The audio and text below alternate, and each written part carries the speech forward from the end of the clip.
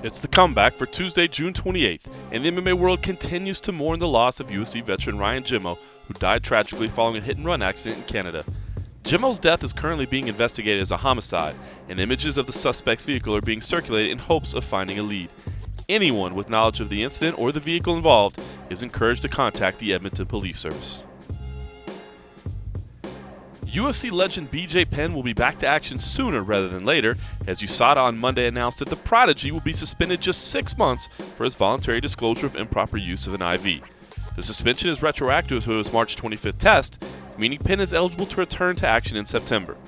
Penn isn't waiting until then, though, to start campaigning for a fight, as he took to Twitter to call out former two-time opponent George St. Pierre.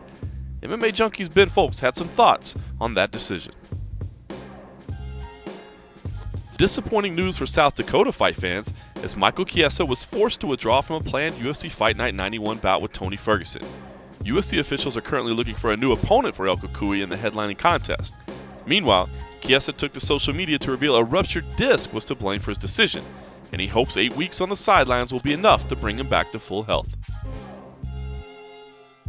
On the bright side, UFC 202 already looks fantastic on paper, as UFC officials on Monday added 2 big fights to the previously announced main event rematch of Nate Diaz vs. Conor McGregor 2.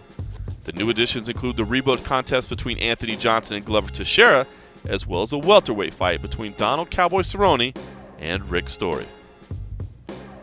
There's still plenty more to catch up on in the world of MMA, as Mark Hunt, UFC Women's Bantamweight champion Miesha Tate, and top UFC bantamweight contender Bryan Caraway all spoke to the media in Las Vegas, while Don Frye kept it real while discussing what his UFC Hall of Fame induction truly means in his life.